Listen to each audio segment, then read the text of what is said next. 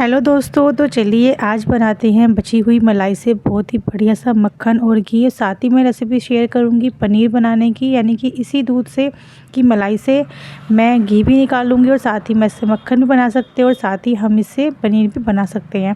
तो ये 8 दिन की जुड़ी हुई मलाई थी, जो कि मैं धीरे धीरे एक एक बर्तन में इकट्ठी करती रहती हूँ। आज ये ओवर हो गया था, तो आज मलाई बाहर निकल गई थी, तो मैं सोचा चलो इसका घी बना लेते हैं। घी हमेशा मैं दिन देख के बनाती हूँ, ऐसे नहीं कोई भी दिन बना लेती हूँ। मोस्टली संडे का या फिर बृहस्पतिवार, यानी कि रविवार या फिर बृहस्पतिवार 2 दिन ही मैं घी बनाती हूँ। तो यहाँ देखिए मैंने इसको निकाल के ना मलाई को फ्रीज से कम 15-20 मिनट के लिए बाहर रख लिया था, ताकि थोड़ा सा नॉर्मल हो जाए। अब ये मलाई बहुत अच्छे से नॉर्मल हो गई है, तो मैंने इसको एक बड़े से बर्तन में ट्रांसफ़र कर लिया है। और यहाँ पे ना मैं एक बेलन की मदद से ना इसको चला रही हूँ। बेलन से चलाना बहुत ही आसान होता है। देखिए बहुत से लोग ना अलग अलग ट्रिक बताते हैं कि मलाई से घी ऐसे बनाए वैसे बनाए, लेकिन जो मैं आपके साथ में आज तरीका शेयर कर रही हूँ ना, ये बहुत ही सिंपल तरीका है। इससे ना बहुत ही आसानी से आप घी बना सकते हो और इसको ना बिल्कुल भी झंझटबाजी नहीं है, कोई भी इससे बहुत ही आसानी से घी बना लेता है। तो यहाँ देखिए बस आपको ध्यान रखना है कि जो मलाई है वो एकदम से ठंडी ना हो और गर्म ना हो। फ्रिज से निकाल के ना 10-15 मिनट के लिए आप रख दीजिएगा। फ़िलहाल जो मौसम है थोड़ा सा ठंडा है, तो इसमें ना आपको 10-15 मिनट ही रखनी है, लेकिन अगर गर्मी का टाइम है तो आप सिर्फ 5 मिनट रखिएगा फ्रिज से बाहर निकाल के। और बहुत ज़्यादा सर्दी का टाइम है तो आप कम से कम आधा घंटा रख लीजिएगा मलाई को बाहर निकाल के। तो बाहर निकालने के बाद ना बर्तन आपको बड़ा ही लेना है, और बर्तन बड़ा लेने के बाद मलाई को इस तरह से बिना पानी डाले ना आप इस तरह से बेलन से फेंटते रहिएगा। मलाई में पानी आपको एक बूंद भी नहीं डालना है, शुरू में आपको इसको बेलन से फेंटना है। अगर सर्दियाँ हैं तो ठंडा पानी डालिएगा, गर्म पानी डालिएगा, और अगर गर्मियाँ हैं तो आप थोड़ा सा ना ठंडा पानी डालिएगा। और पानी थोड़ा थोड़ा करके डालना है, एकदम से बहुत सारा पानी आपको नहीं डालना है। थोड़ा थोड़ा पानी डालते रहिएगा, इसको अच्छे से मिक्स करते रहिएगा। आपको लगेगा कि मक्खन अपने आप ही निकल के ना बाहर आ गया। जब आपको लगे कि मक्खन निकल चुका है तो आपको कुछ नहीं करना है, आपको इस तरह से थोड़ा सा पानी डालना है और हाथ का ना पंजा बनाना है। इस तरह से एक पंजा बनाना है हाथ का, और पंजा बनाने के बाद में ना आपको बस इसको थोड़ी सी देर के लिए चलाना है, बिल्कुल थोड़ी देर के लिए, यानी कि 1 से 2 मिनट के लिए। और 2 मिनट में ना घी एकदम निकल जाता है। देखिए हाथ तो हमें थोड़ा बहुत लगाना ही पड़ता है मलाई में, क्योंकि हमें घी भी निकालना होता है। तो ये नहीं कि हम सारा काम ऐसे कर लेंगे। अगर मिक्सी में घी बनाते ना बहुत झंझटबाजी होती है, मिक्सी से घी निकालना बहुत मुश्किल काम होता है। एक तो पूरा बर्तन ख़राब हो जाता है, फिर उसको साफ़ करना बहुत मुश्किल होता है। तो ये जो तरीका मैं आपके साथ में आज शेयर कर रही हूँ ना, ये बहुत ही सिंपल तरीका है। शुरू में हमने हाथ का यूज़ नहीं किया था, क्योंकि शुरू में जो मलाई होती है ना उसमें ज़्यादा मेहनत लगानी पड़ती है, तो इसलिए शुरू में मत डालिएगा हाथ। लेकिन हाँ, बाद में जब बेलन से चलाने के बाद में थोड़ा सा मक्खन निकल जाता है ना, तब आप आराम से हाथ से चला के ना सारा मक्खन निकाल लीजिएगा। आप देख सकते हो कि मैंने शुरू में बिल्कुल पानी नहीं डाला था, अभी मैंने पानी डाला है और मक्खन सारा निकल गया है। एकदम से ना बिल्कुल दूध और मक्खन अलग अलग हो जाते हैं, बिल्कुल भी झंझटबाजी नहीं होती है। तो देखिए अब सारे मक्खन को ना थोड़ा थोड़ा करके हाथ से ना मैं एक तरफ निकाल लेती हूँ, और जो इसके अंदर दूध आ रहा है ना, इसको भी हम वेस्ट नहीं करेंगे।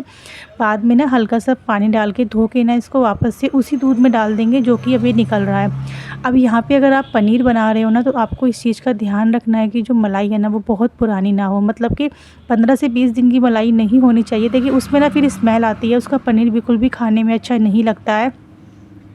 या फिर आप जो भी बाद में बहुत से लोग ना मिठाई वगैरह भी बनाते हैं, वो भी नहीं अच्छी लगती है अगर बहुत दिन की मलाई है। हाँ, लेकिन अगर हफ्ते भर की मलाई है तो आप इज़िली बना सकते हो इस तरह से। तो यहाँ देखिए मैंने घी को ना धो लिया था। धोना बहुत ज़रूरी होता है, वरना घी ना तली पे बहुत ज़्यादा लगता है और लंबे समय तक स्टोर भी आप नहीं कर सकते हो। तो घी को धोना बहुत ज़्यादा ज़रूरी होता है। तो यहाँ मैंने घी को धो लिया है, और साथ ही जो बर्तन में मैंने दूध मतलब निकाला था उसको भी मैंने एक साइड में गैस पे चढ़ा दिया है, और एक साइड मैंने घी रख दिया है बनने के लिए। अब उसका हम दूध का क्या करेंगे, वो जो दूध होता है ना वो बहुत गाढ़ा होता है, उससे जो पनीर निकलता है ना वो बहुत सारी क्वांटिटी में निकलता है, क्योंकि वो काफ़ी गाढ़ा दूध होता है, मलाई उसमें खट्टी हुई रहती है। तो यहाँ पनीर मैं हमेशा ज़्यादातर उसका बनाती हूँ, और बहुत टेस्टी पनीर बनता है, ऐसा नहीं है, बहुत अच्छा पनीर बनता है उसका। तो यहाँ पनीर मैं दही से भी बनाती हूँ, विनेगर से भी बनाती हूँ, और नींबू के रस से भी बना लेती हूँ। लेकिन फ़िलहाल मेरे पास खट्टी दही रखी थी, तो बस मैं उसी से पनीर बना के तैयार करूँगी। तो यहाँ एक साइड में कंटिन्यू घी को भी चला रही हूँ। घी को चलाना बहुत ज़्यादा ज़रूरी होता है बीच बीच में, वरना घी ना तली में लग जाता है। तो इसलिए बीच बीच में मैं उसको भी चलाते जा रही हूँ। और यहाँ देखिए पनीर के लिए जो दूध मैंने रखा हुआ था ना, वो भी अच्छे से गर्म हो गया है। तो उसको उबाल आने के बाद में ना मैंने उसके अंदर ऐड कर दिया है खट्टी दही को। दही डालने के बाद ना पनीर अपने आप ही, मतलब दही दूध ना अपने आप ही फट जाता है। तो यहाँ इसको मैं कुछ देर के लिए ऐसे ही छोड़ देती हूँ और साथ में जो घी है वो भी निकल चुका है।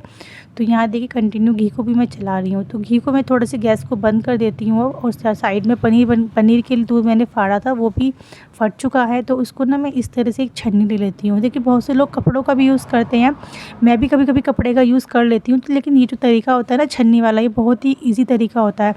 इसमें क्या होता है कि इसमें बिल्कुल पानी निकल जाता है, मतलब दूध पानी जो भी होता है ना वो एकदम से निकल जाता है और बहुत ही अच्छी तरह से पनीर बन जाता है। तो यहाँ देखिएगा मैंने ना इसको छन्नी को डाल दिया है, मतलब छन्नी में डाल दिया है पनीर को, और 2 से 3 बार पानी डाल के ना इसको अच्छे से वॉश कर लेंगे। तो यहाँ देखिए पानी डाल के अच्छे से वॉश कर लिया है। और जो इसका पानी बचा हुआ है इसको या तो हम गाय वगैरह के डाल देंगे या फिर इसमें किसी चीज़ में यूज़ कर लेंगे। तो यहाँ अब मैं इसको छन्नी में पनीर को छोड़ दूँगी और कटोरी से ना हल्का सा प्रेस करके इस तरह से पनीर की शेप दे दूँगी। बहुत बढ़िया शेप निकल के आती है इसमें। और इसको कुछ देर के लिए ऐसे ही छोड़ देते हैं। चलिएगा पनीर तो बन चुका है, अब मैं घी को भी छान के दिखाती हूँ कि कितना सारा घी निकलता है अगर इस तरह से आप मक्खन बनाते हो। देखिए बहुत से लोग ना मलाई को इस तरह से पका के मक्खन घी निकालते हैं तो उससे बहुत ज़्यादा घी ख़राब हो जाता है। लेकिन अगर आप इस तरीके से घी बनाओगे तो घी बहुत ही अच्छी तरीके से बनता है। तो चलिएगा एक कटोरा भर के मैंने 1 हफ्ते की मलाई से घी बना लिया है, साथ ही पनीर भी बना लिया है। तो ये 2 तरह की रेसिपी मैंने आपके साथ में शेयर की हैं। आपको कैसी लगी मुझे कमेंट्स में बताना। अगर रेसिपी आपको थोड़ी सी भी अच्छी लगी हो तो प्लीज़ मेरी वीडियो को एक लाइक करना, चैनल को सब्सक्राइब भी कर देना। और मैं मिलूँगी इसी तरह से एक नई रेसिपी के साथ में, तब तक के लिए राधे राधे। और ये रेसिपी आपको थोड़ी सी भी अच्छी लगे तो प्लीज़ एक लाइक ज़रूर से करके जाना और इस तरह से अपने आप भी एक बार इस रेसिपी को ट्राई करना। आपको घी बनाना बहुत ही आसान लगेगा। चलिए मैं मिलती हूँ नई रेसिपी में।